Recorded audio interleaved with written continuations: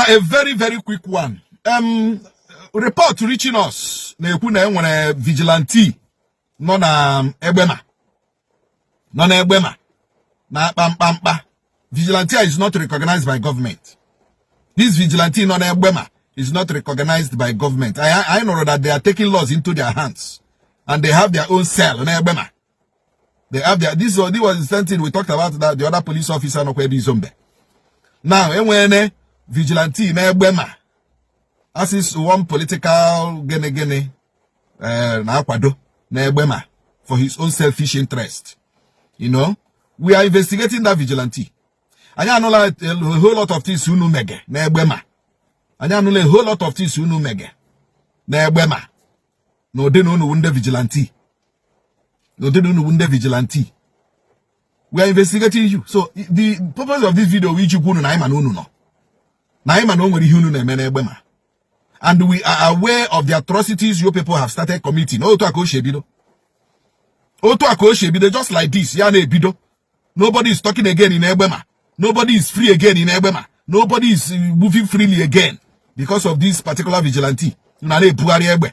Unu ga-agwa anyị onye bunyere unu egbe unu ebugari na egbema. Unu ga-agwa anyị onye bunyere unu egbe ahụ unu na-ebugari. Ka anyị mara ma DSS sanction unu. Sanction unu, call police, the Nigerian police sanction you to be carrying guns. You are not registered by the government. Government does not know you, but because a particular politician, because Ochoroka uri ho kuru kade eme na egbema. Ochoroka plan ya ni na emezu na egbema. Ochoroka ihe owulo okuru na eme to protect his selfish enterprise na egbema. Yehiwu unu. Onye kwuo unu akpụrụ ya tụba na sel unu pịakashịa ya ahụ pịa ya mbụba mma merụọ ya ahụ narị ya phone narị ya property ịghọtago iji gwa unu that we know nchekwa ndị ogbenye foundation know and the nso nkwa know that unu nọ na egbema and the atrocities you people have started committing otu aka o shi ebido before you know it na unu atọ nọ into kedu ihe m ga-akpụ ya terrorist unu aghọ terrorist. When you una forge ofi he boy, una manufacture one light boy, because you are protecting the interest of one politician, Nebema. And we are now aware that you are there.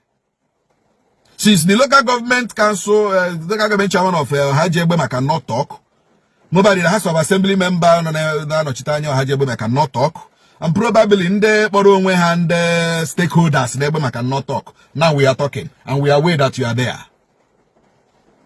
Let me tell you people, from today, IG the result, IG the details. Those vigilante, I'm with your names. Money na sponsor soon, I'm with your names.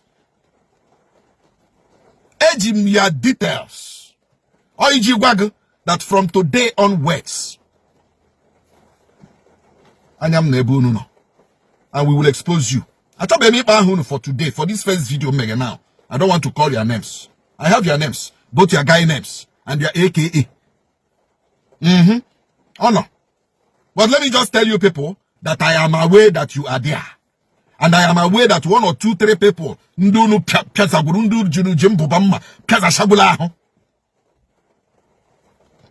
don't want to stop mentioning your name. But you all from today on.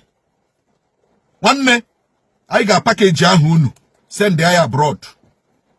I got package ahunu send there Abuja. Mono Monya hunu che that is a politician that nothing can happen. No way he gave me. No way politician ama.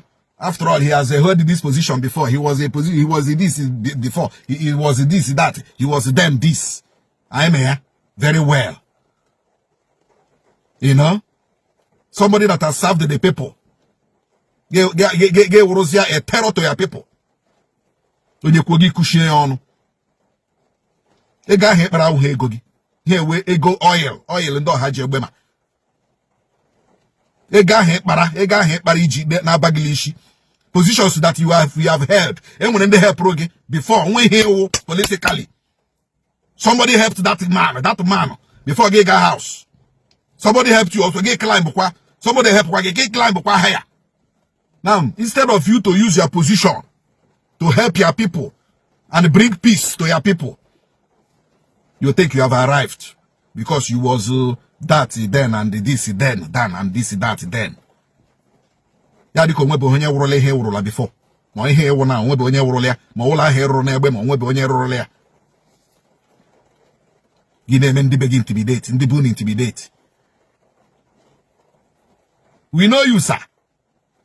We are watching you too. But actually, that any attempt to soft gauge and mortgage the rights of your people, we will mention your name and we will sue you. Again, and the vigilante that are causing terror in Ebema. To be forewarned is to be forearmed, sir. This first video. After this first video, Ugwaha yaga kwelagi again. Anyaga kwelagi os I got dog vam na social media.